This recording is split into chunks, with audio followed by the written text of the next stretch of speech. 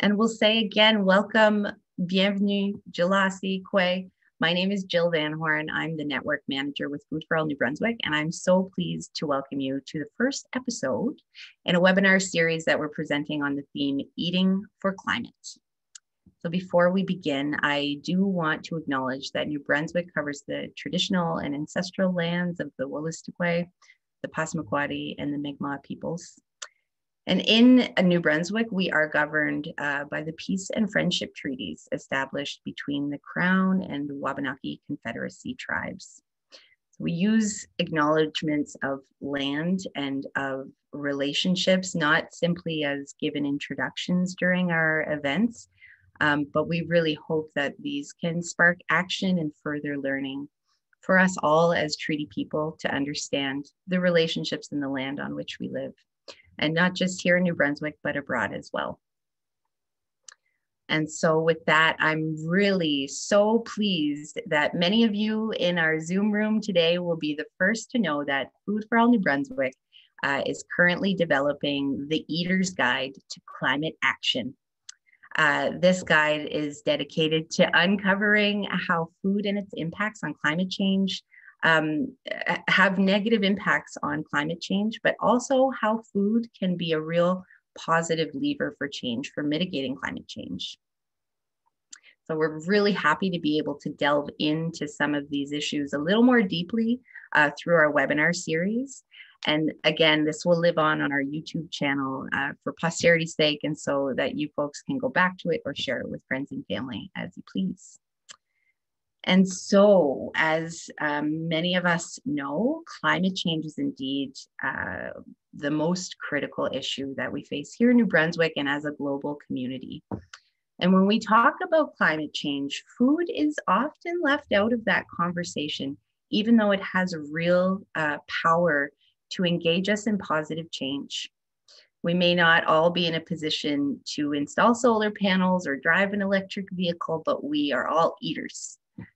And so we know food holds this real deep power within our cultures, our personal lives, and broader systems.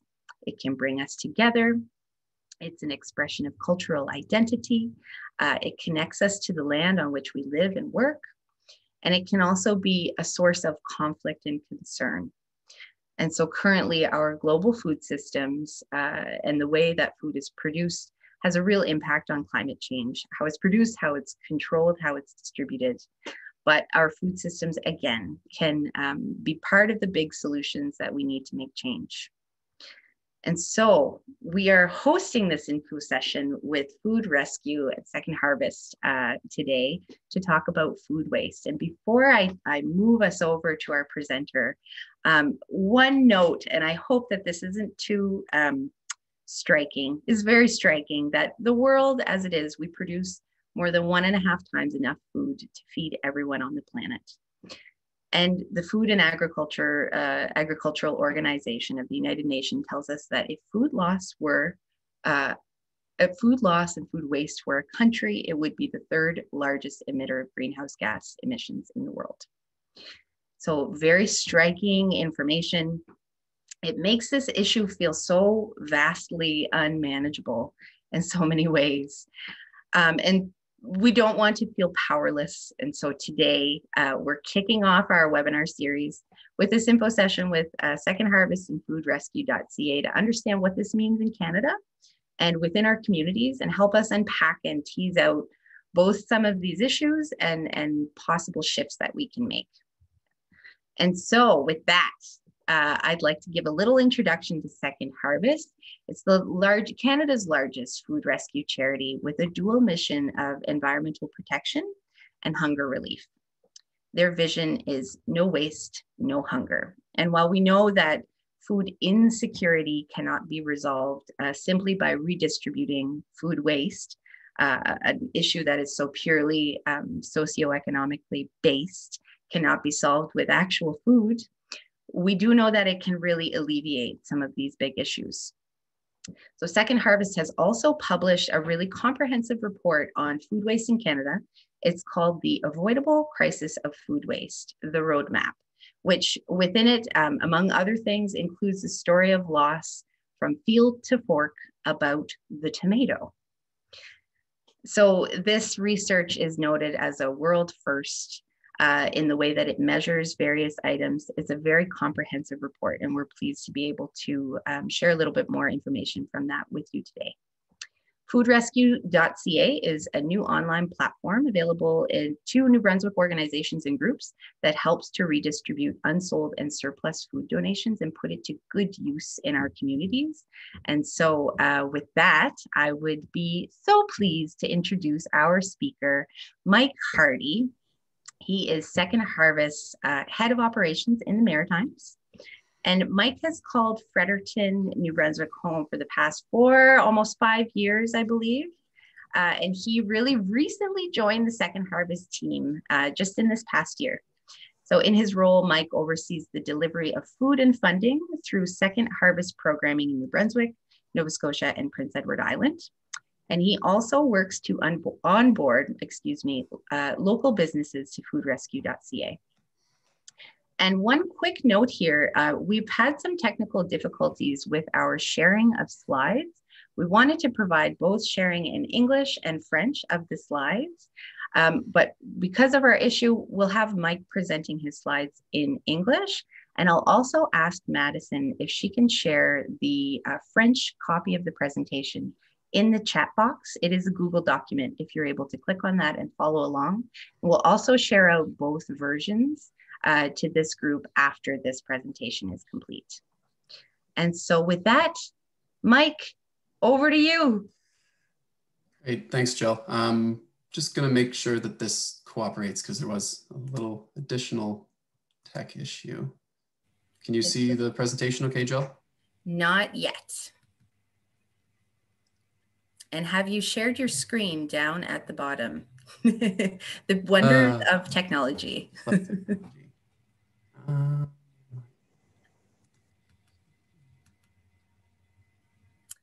There we go. So now we're seeing your presentation. It's not yet in presentation mode. Beautiful, Mike. Awesome. Wonderful.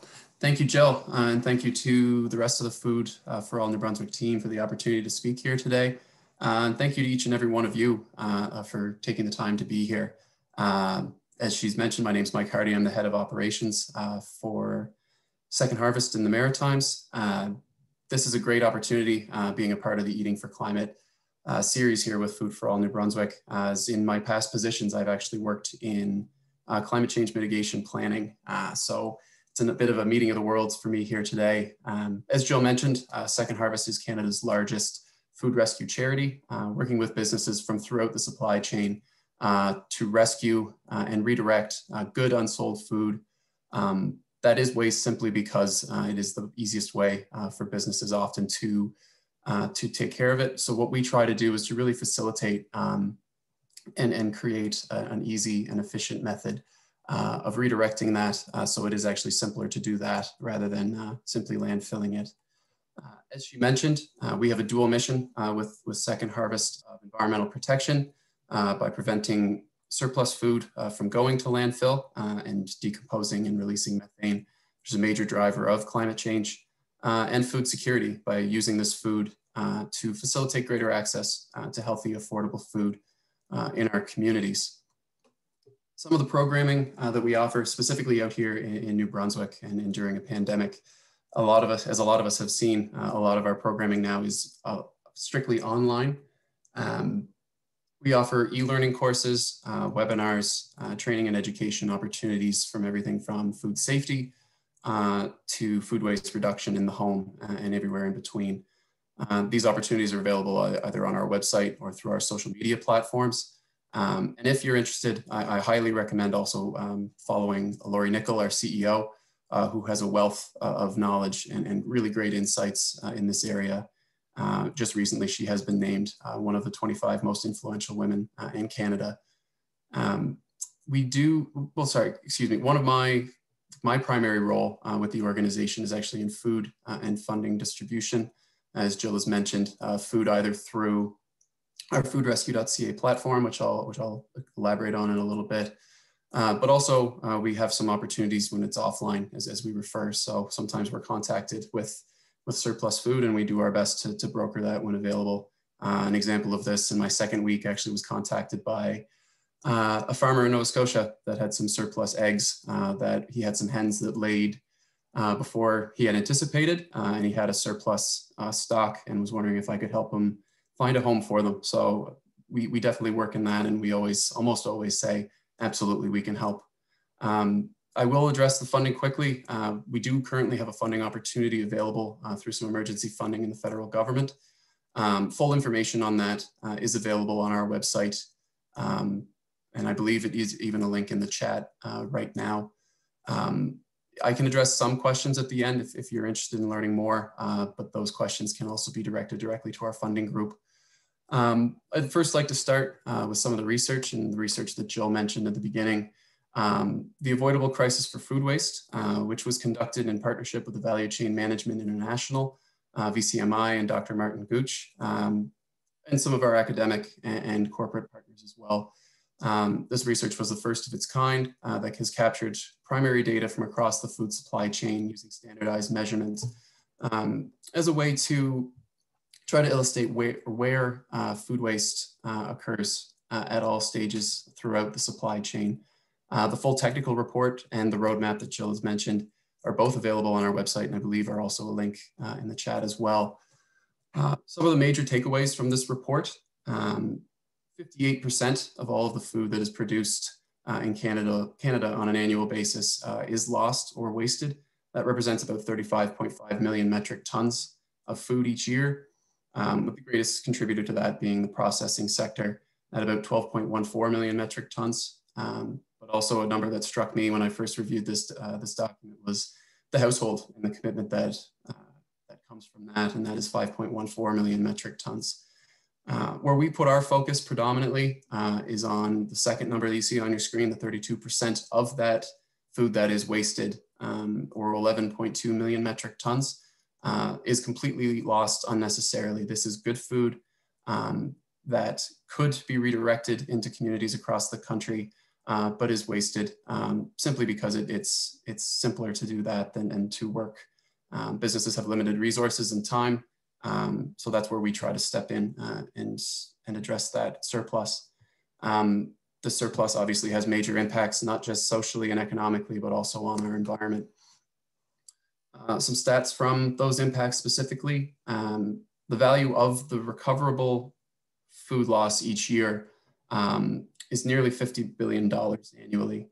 And in terms of food security, based on some stats from Community Food Centres of Canada that they've recently released, about 1 in 7 Canadians are currently food insecure during this pandemic. So there is absolutely a need for that surplus food in our communities. In terms of the environmental impact, the total emissions based on the food waste and food loss in Canada is about 56.5 million metric tons on an annual basis. Jill addressed this at the beginning. So according to World Resource Institute back in 2011, about 3.6 gigatons of CO2 equivalent, or 3.6 billion metric tons is released into the atmosphere, or CO2 equivalent, each year due to food waste. And if treated as a nation, food waste would be the third largest emitter behind China and the USA. This figure does not take into account any land use changes, deforestation, or other factors associated with increased food production, but simply just the breakdown in the methane emitted. With these staggering numbers, there of course is need for significant policy change, but action cannot wait for that change to occur. So it's important that we all do our part to mitigate the environmental impacts, but also increase access to good, nutritious food in the interim.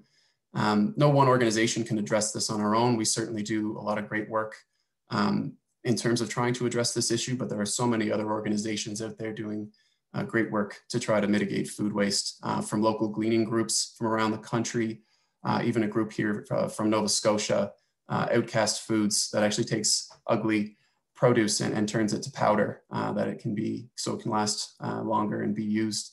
And even a group like Refed down in the USA, who has a goal of trying to reduce food waste in that country by 50% by 2030.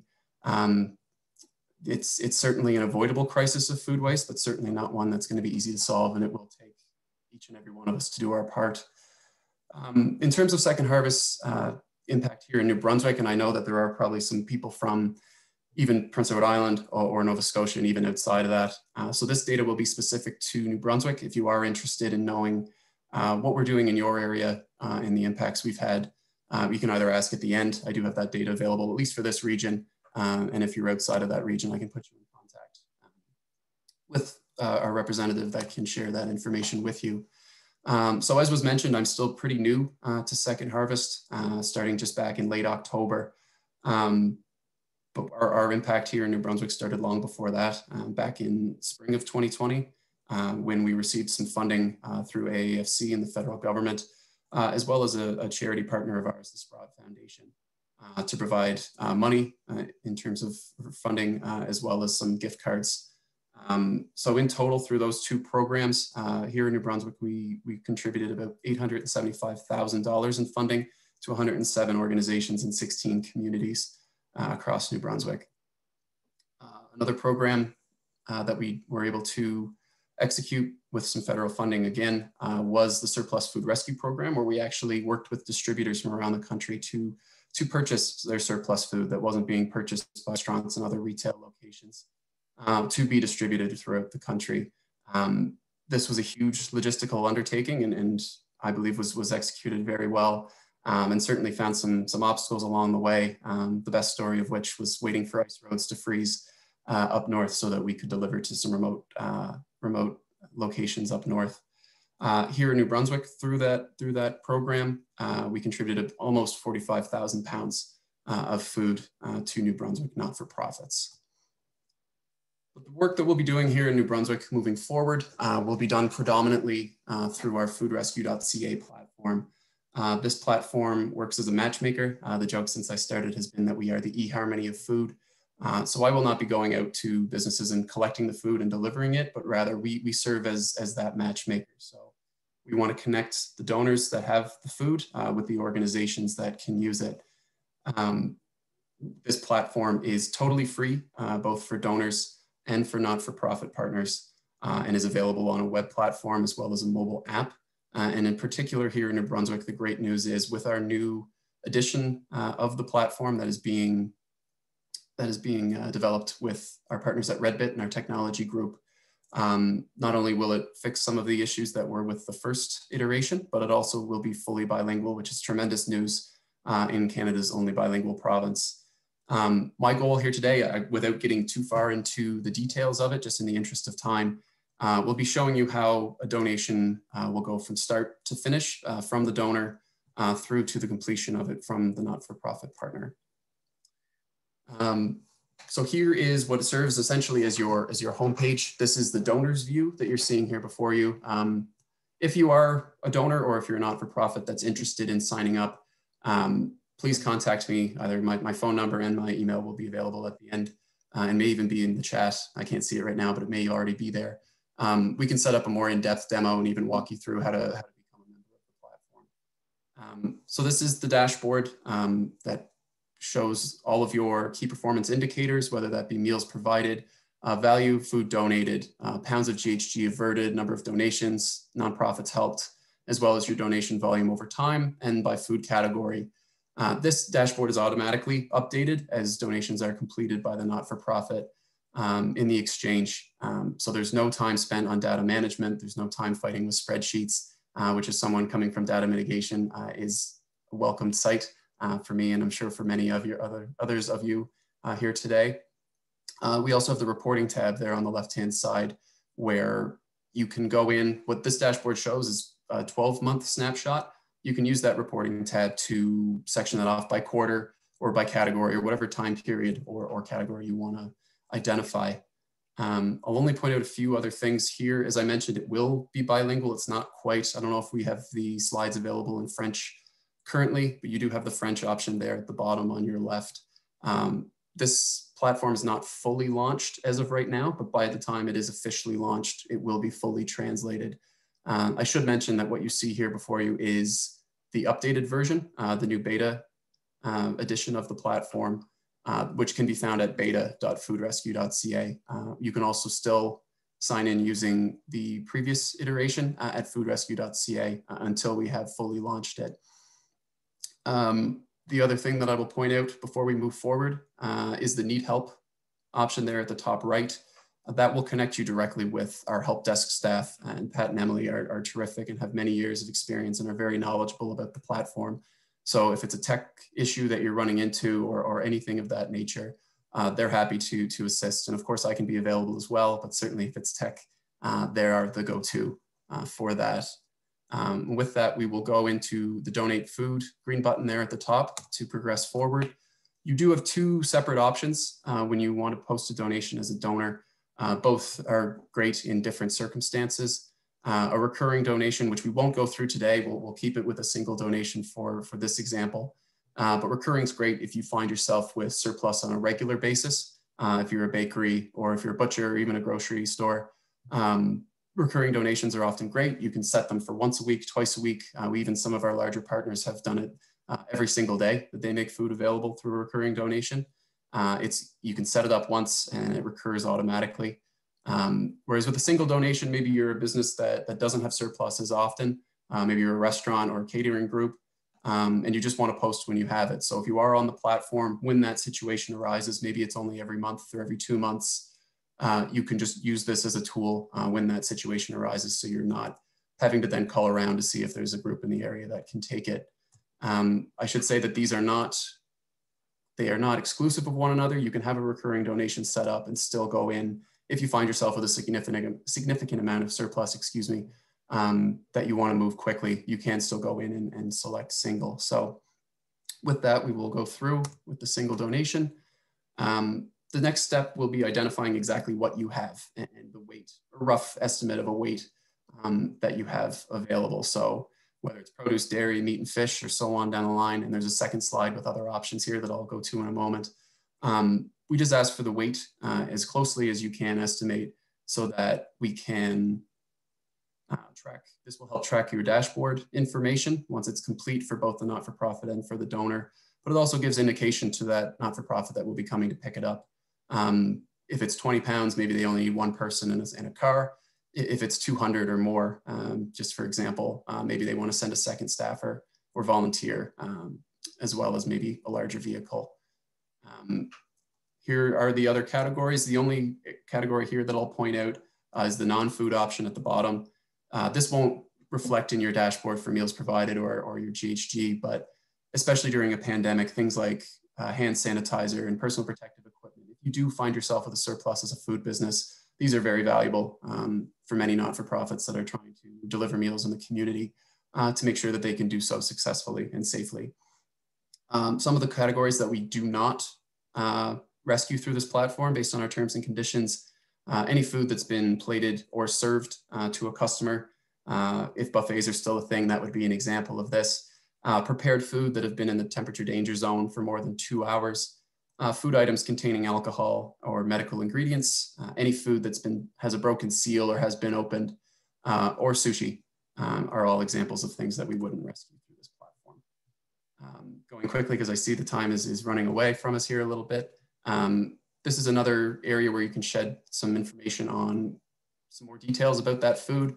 Is it perishable? Is it non-perishable? Is it room temperature, refrigerated, frozen? That in particular is important for food safety purposes. If it needs to remain frozen and a not-for-profit in your area doesn't have the capacity to do that, they will not receive that notification. So it's a bit of a screening question in that way. The food details, you can use those checkboxes as options, but you also have a field that you can type in. And a general rule for this is the more information you can provide, the better, which does not reflect in my rescue that we see here in a bit, but do as I say, not as I do, maybe. In terms of location, this is only relevant if you might be a business that has more than one location. Maybe you're a cafe that, for example, has a location in Moncton and Dieppe. This is just important so that the not-for-profit knows where to go. In terms of a pickup window, you can make it a single day. We do encourage a date range when possible because not-for-profits are busy too, and maybe a single day isn't something that they could make work, but if they had a bit of time and flexibility, they would be more likely to be able to pick up that rescue. The palletized option is again another screening question. So we do ask not-for-profits if they have access to a truck. If this is a yes, then it would only go out to those that have answered yes to being able to access a truck. In terms of the organization, we do have the opportunity to target a donation. If you leave this blank and say any registered not-for-profit, this alert would go out to any and all not-for-profits that meet the criteria and are within the range to accept it. And I'll touch on that a little bit more in a moment. If you do have a pre-existing relationship with a particular not-for-profit in your area as a donor, or if there's a group that you particularly want to impact and to help out with this donation, as long as they are on the platform, you can target that donation directly to them. We just ask you have a bit of an understanding beforehand so that they're aware that it's coming to them. If they aren't on the platform and you still want to donate to them, let me know and I'll work with you to bring them on board so you can do so. In terms of pickup details, again, this is optional, but I do recommend, especially during a pandemic, to include as much as you can here. Even if it's as simple as saying, call Mike at this number when you pull up, so we can ensure that pickups are done safely and effectively for both parties, and especially in our ever-changing regulation climate. The more detail and kind of the more flexible you are, the easier it can be. That's the end of the donation process. So the donor would be done at that point. You'll receive a thank you and a quick bit of stats about your contribution to the community. You also have the ability to use this option to share through your social media platforms, either Twitter or Facebook. Not only is this a great way to share the impact with your community and to promote your work in the community, but it might also be the first opportunity that a not-for-profit in your area sees that this is a potential thing that they could go out and rescue. The more ways we can try to communicate with those groups in your community, the better off it is. And I apologize, even in the French slides, I was not able to get the email in French. But this would be the type of notification that you would see if you were in the radius to receive the alert and you met the criteria. By default, I think maxes out at 40 kilometers. So you don't have to rescue if you're within that. You can make it as tight of a radius as you want, or we can even work with you to expand it up to 100 kilometers. So if you only have it at 40 and it's 41 kilometers away, you will not be notified.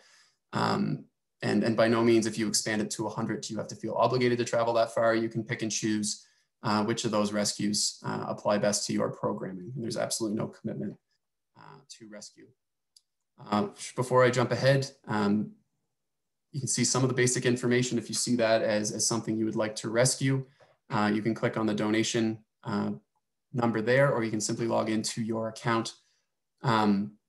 Just quickly before we go into the rescues where it would take you in a normal time, this is the not-for-profit dashboard, very similar, but of course meals rescued and value rescued as opposed to donated.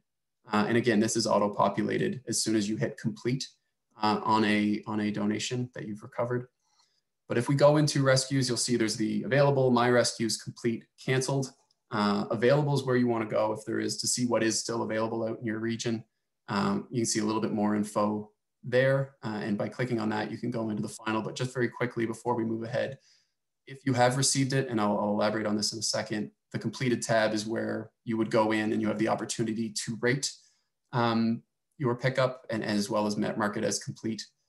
If for whatever reason there's issues, this is your opportunity to let us know so that we can work with the donor to make sure that doesn't happen again.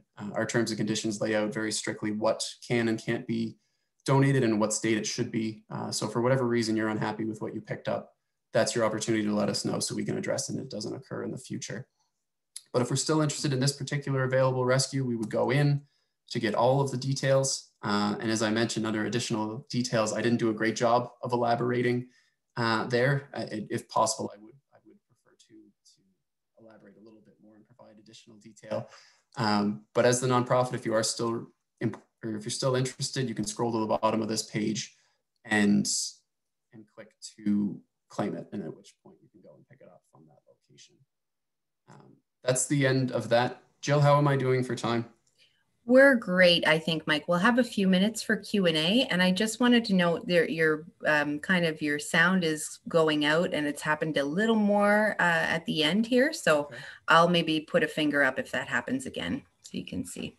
Okay, thank you. I apologize for that, and certainly can circle back to those. Just quickly, a few additional slides. Some donors, when they show interest, in the platform. Their first concern, though, is liability.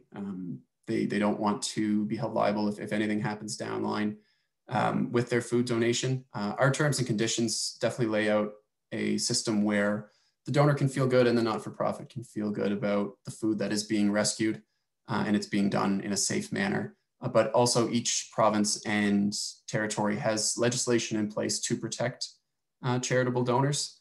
Here in New Brunswick, it is the Charitable Donation of Food Act, or Chapter 124.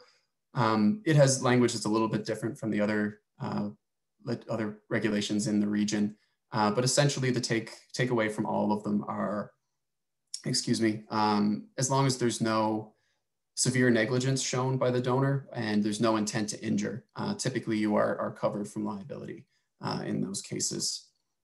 Additionally, in terms of food safety on the not-for-profit side, every time we bring on a not-for-profit, we do screen to make sure that they can uphold at least our terms and conditions requirements for food safety, but also follow any local food safety laws in their region.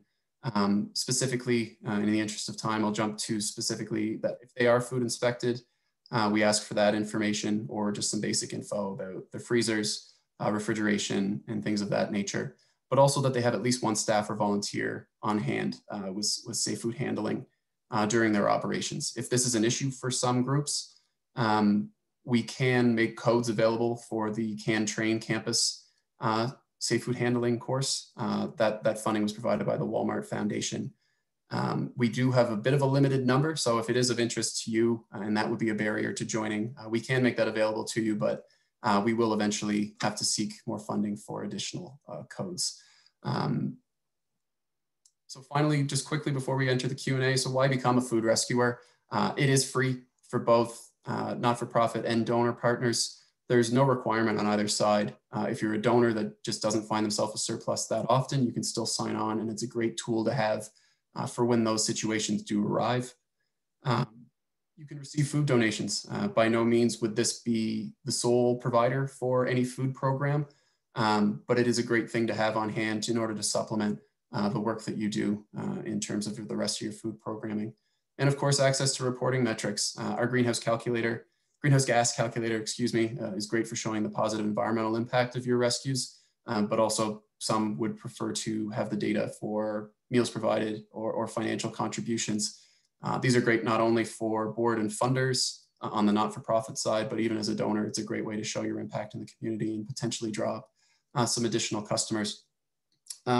If you aren't a not-for-profit or you're not a donor, just ways that you can have a positive impact on food waste, either yourself or in your community. At home, focus on areas that you might be able to reduce it at home. I know I've been guilty in the past of finding my fridge full of food that's gone past its best, or it's before its best, and it's no longer good, and have to throw that out. But educating yourself is usually the first step, and we have some great resources within our organization, but there are also a lot of others that can provide similar resources. We do typically have an ambassador program for BouffeRécup.ca to share it in your community, but our volunteer programming has taken a bit of a hiatus during the pandemic in order to make sure everyone can remain safe. But if you're interested in volunteering, we are always an option, not at this point, but there's always groups looking for extra help in your community, I'm sure. And finally, just start the conversation, whether that's with family and friends, colleagues, classmates, and all the way up to elected officials. It's important that we continue to have these conversations and really make them based in data and fact, so that we can look at a common issue together and then really try to solve it. So with that, I will open the floor to questions, and I will turn off my presentation mode. Thank you, Mike. And for all participants today, we will share back slides and a link to the recording for today, as well as Mike's information, his contact information, if there are things we can't get to today that you'd like to follow up with him directly. He admits he doesn't have the answer to all the questions, but he's really willing to help point folks to the to the place that they need to find those answers. So with that, I'd love to open the floor. If there are questions for Mike at this moment, please feel free to unmute, or you can also add your question to the chat box. Excuse me.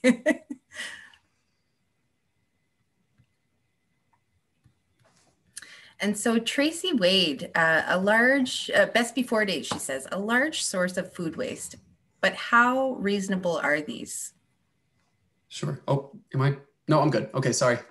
That's a great question. And we do a lot of education around that. We have some one-page documents. Certainly best befores are a great guideline, but at the end of the day, they don't always encompass the true freshness model for it. So we do have some one-pagers about where you can probably not ignore, but certainly use them as what they are, a guideline, and always trust your senses is a big thing that we try to keep in mind. If it doesn't smell good, if it doesn't feel good, if it's slimy, certainly don't eat it. But I can share that resource, and even we can share it as part of a follow-up, Jill. I can put that in as well. And then if there's any questions after the fact, I'd be happy to field them. That's great.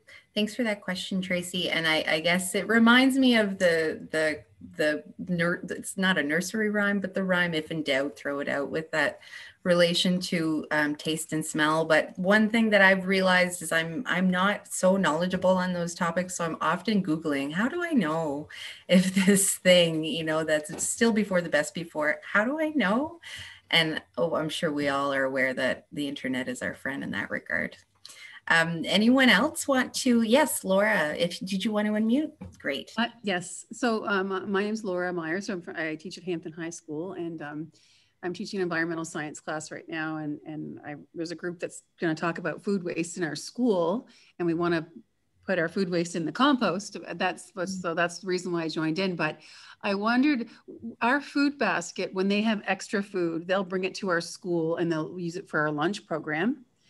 Is that something that would be helpful to have that added to the website that you showed? Because I'm sure there's a lot of stuff happening in the province that's not being recorded like that, but would that be something that you would like to see added to that? Or would that be double dipping? Because let's say they get food from Sobeys on the day and then it goes to the food basket, and then the food basket gives it to our school. I was just curious. I didn't want to count it twice. That's a great question. I would think it probably wouldn't fit on the platform, but to your point, a grocery store contributing that to a community group. And what often happens is it's centralized at a group that rescues it, and then they do share it with the community, whether that be through a food bank, a faith-based group, any number. But what I would say to that is if you do have some programming through your school, school programs would apply for a not-for-profit within our platform. So there's a possibility of going that way.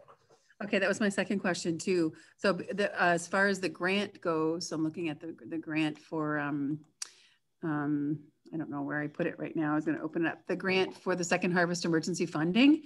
Would a school lunch or breakfast program fall under that category? And how time consuming is the grant process? Because I have students in my environmental science class, and one of their challenges is to apply for funding. Is that something that you think a student could do, or is it really a complex application form?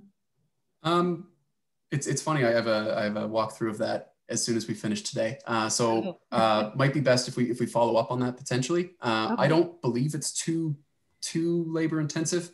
The big thing, and to your initial question in terms of eligibility, we are one group that received funding through the federal government. Food Banks Canada is another, Breakfast Clubs of Canada. So essentially what we're trying to do is spread that out as best we can through those groups. So if you qualify under Breakfast Clubs or one of those other organizations, and I can share that link to the formal announcement from the federal government so you can see who else is part of that funding as well. Okay, thank you. Absolutely. And so we are at 2:44 already. We should have booked an hour, but since we have not, I'd like to just note that Food for All, through this work, we really want to also promote that food waste is not a blame and shame game, and that at home, as individuals, we can do what we can, but we do need to look to broader systems and look to the broader areas where we can help reduce this waste so that we're not all taking this on at home. And so one thing I wanted to note is that things we can do are reaching out to our local waste diversion. Well, we can try to divert our waste. We can also reach out to our local service commissions in New Brunswick to find out how waste is being managed in our communities. And here in Southeast, you can actually get a tour at the facility, the Eco 360 facility. It may not be happening during COVID. That would be a question to send out to those folks. But that community composting, community working together, BouffeRécup.ca is a great example of ways that we can help source some of this excellent food into new areas, and how we can help avoid this crisis of food waste. And I'll leave us all with a parting note that first, in the coming days, we will share back a recording as well as Mike's contact information and the slide deck again for everyone, so that you've got that to keep and share. And so please reach out to Mike directly and get in touch with Food for All if we can help direct you anywhere else. And always remember that there is a now famous quote by zero waste champion Anne-Marie Bonneau, that we don't need a handful of people doing zero waste perfectly. We need millions of people doing it imperfectly. And I think that's really a good sense to hold within ourselves, that we can all do a little bit and just try to make that work. And so we will end our session for today. Sadly, it feels like there's really great conversation getting started here, but please don't hesitate to get in touch. And keep an eye out for our next Eating for Climate webinar series, or webinar topic on urban agriculture, coming up on March 4th. We'll include the information to that next session in the email share back as well. Thank you all so much. I hope you have a great afternoon. Bye for now. Thanks, everybody. Thank you. Thank you.